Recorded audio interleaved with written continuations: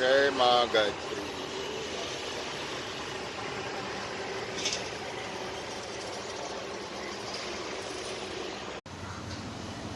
आज हम आपको परम श्रद्धेय बालक दास जी से मुलाकात करवाएंगे, जो गायत्री मंत्र की महिमा है उसको बड़े संक्षिप्त में ही महाराज जी बताने वाले हैं। तो मैं महाराज जी से जानना चाहूँगा कि इस मंत्र के बारे में कुछ बताएं।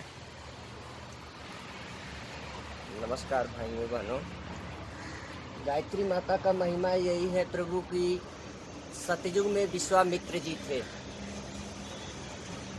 और यज्ञ करना चाहते थे, लेकिन सतयुग के बाद त्रेता युग जब चढ़ा तो यज्ञ करना चाहते थे, लेकिन यज्ञ पूरा नहीं हो पाता था।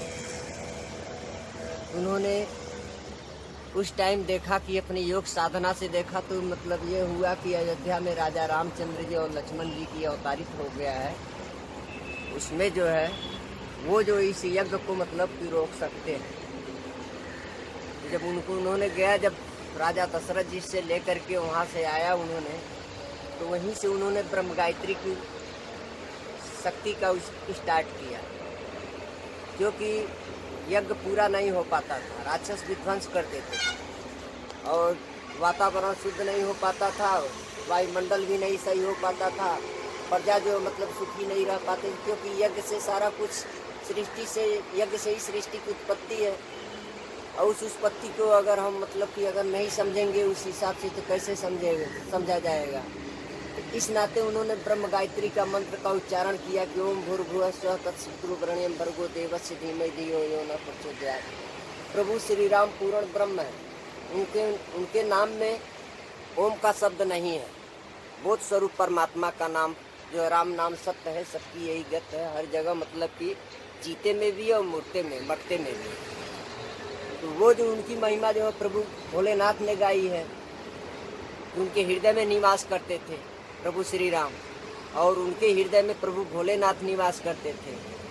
तो ये यज्ञ पूरा करने के लिए ब्रह्म गायत्री की स्थापना हुआ कि जो काम कोई न कर सके वहाँ से ब्रह्म गायत्री की स्थापना हुई। कि ब्रह्म गायत्री का मंत्र का मतलब ये है कि जिस पर आप लगाएं, चाहे हनुमान जी पर, चाहे राम जी पर, चाहे दशरथ जी पर, चाहे भोलेनाथ पर, ओम विद्महे कालरूपाय धीमहि तन्नो रुद्रः प्रचोदयात्, चाहे सूर्य भगवान पर ओम विद्महे कालरूपाय धीमहि तन्नो सूर्यः प्रचोदयात्। ये सब शक्तियाँ ऐसी शक्तियाँ हैं कि जो इनकी जो धारण करने से एक कवच का रूप मिलता है, और उस कवच से मतलब कि एक जीने का रास्ता मिलता है, जो भवजाल से मतलब कि छुटकारा, जो एक रास्ता मिलता है। वही काम मन की बात मोदी बोल रहे हैं, लेकिन मोदी की बात कोई समझ नहीं रहा, क्योंकि हमारे देश में रोम रोम में हो रहा है ना।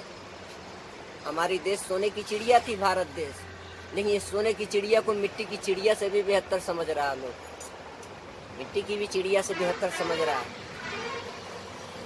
ऐसे सोने की चिड़िया लाने के लिए बोल रहे हैं मोदी की एक रास्ता पकड़ करके चले, मन की बात सुनो। मन की बात में भगवान का वास होता है, क्योंकि शरीर के अंदर मन है। भगवान कृष्ण भगवान गीता में बोले कि अर्जुन, इंद्रियों में मन हो, इंद्रियों में मन हो, और ज्ञानियों में ज्ञानवेत्ता हूँ, क्षेत्रयज्ञ हूँ। यज्ञों में जितना हवन करता, जितना सामान है, अन्न से लेकर के, अग्नि से लेकर के, हवन करता से लेकर सब मैं ही हूँ। इसमें चिंता क्या करने की है? इसको यश कर, क्योंकि यश ही तो आगे है। अर्जुन को क्या बोले कि तू यश कर, मरे तो पहले ही से भरे पड़े हैं। तू अपना एक लक्ष्य पर चल और वो काम करके अपना हम एक ब्रह्म गायत्री के आगे से मतलब, क्योंकि वेद माता जो है, वेद माता जननी है। मानिए तो वेद माता है, मानिए तो लक्ष्मी माता है, मानिए तो भोलेनाथ है, मानिए तो ब्रह्मा जी हैं, मानिए तो विष्णु जी हैं, क्योंकि तीनों की शक्ति एक ही है और वही शक्ति से सबकी उत्पत्ति है, सबकी उत्पत्ति है। तो इसी नाते उनका जो है ब्रह्म गायत्री, यानी गायत्री एक जो स्त्री जो है जब भक्ति मार्ग पर चलता है तो स्त्री लिंग हो जाता है, पुरुष लिंग रह ही नहीं जाता है। भगवान कृष्ण कहते हैं कि पुरुष कोई पृथ्वी पर है ही नहीं है, सब स्त्री लिंग है। पुरुष ओनली फॉर ओनली, प्रीतम वही है, वही एक परमात्मा पुरुष है, बाकी सब नारी है। अब हम अपने आप को पुरुष समझे तो कोई बात नहीं भाई, पुरुष तत्व के मतलब पुरुष तत्व के लिए विषय में जो जानता है वही मतलब पुरुष है। जब फिर जो जान गया तो फिर ये जानत नहीं जानाई जानत नहीं तुम ही हो जाए, तो फिर वो पुरुष बन गया, वही स्त्री जो पुरुष बन गया। लेकिन उसमें ये जो है सीमाएं को क्रॉस करना पड़ता, उस पथ पर अपने को चलना पड़ता है। जब तक चलेंगे नहीं तब तक हम देखेंगे कैसे, डॉक्टर कैसे जानते हैं बीमारी कैसे पकड़ लेते हैं, इंजीनियर कैसे मशीन की बीमारी पकड़ लेते हैं, साइंटिस्ट कैसे मतलब कि उस तत्व को समझ लेते हैं। उन्होंने पढ़ा है, समय बिताया है। तो ये जो है वेद माता का ऐसा देन है कि ये 24 अक्षर में ओम भूर्भुवः स्वः तत्सवितुर्वरेण्यं भर्गो देवस्य धीमहि धियो यो नः प्रचोदयात्। ओम उस ईश्वर का नाम है जिसने पूरे ब्रह्मांड को उत्पन्न किया, प्रकट किया। बोध स्वरूप परमात्मा का नाम है। भू माने पृथ्वी, भू मतलब आकाश, स्व मतलब अपने लिए, हम सबके लिए है। तत् मतलब उस ब्रह्म से संकेत दिया गया, वही परमात्मा। तत् शब्द जो उस अन्न से दिया गया, अन्न ही ब्रह्म है। भोक्ता जो है जनार्दन भगवान स्वयं ही करते हैं।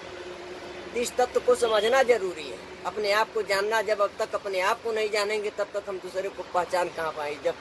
जब अपने आप को ही जानना पड़ेगा कि हम कौन है। जब हम जान जाएंगे कि हम कौन है तो फिर दूसरे को पहचान जाएंगे कि हम कौन है। वहीं पर हो जाता जय जानत ते दे जनाई जानत ना तुम्हें हो जाए। फिर उसमें और मुझ में कुछ अंतर नहीं रह जाएगा, क्योंकि परमात्मा ही सबका देख रेख करता है, वही सबका भोक्ता करता धरता, सब कुछ वही है। उससे विलग मत होइए। वो बोल रहा है कि आओ। एक बार तो ये वायुमंडल जो ऐसा वातावरण हुआ है हिंदुस्तान के अंदर, ऐसी चीज नहीं, ऐसा नहीं हो सकता। लेकिन नहीं, कोई संत की बात मानता नहीं है, अपनी मनमानी सब कर रहा है। क्योंकि धर्म नीति से राजनीतिक है, राजनीति से कूटनीतिक है। धर्म नहीं है तो फिर राजनीति कोई काम का नहीं है। धर्म, अर्थ, काम और मोक्ष, ये तीनों की प्राप्ति मंत्र तंत्र यंत्र, सात्विक राशि तामसी, सतोगुण रजोगुण तमोगुण। जब तक हम उस चीज को नहीं समझेंगे तब तक हम अंधे हैं। प्रभु बोलो गायत्री माता की जय।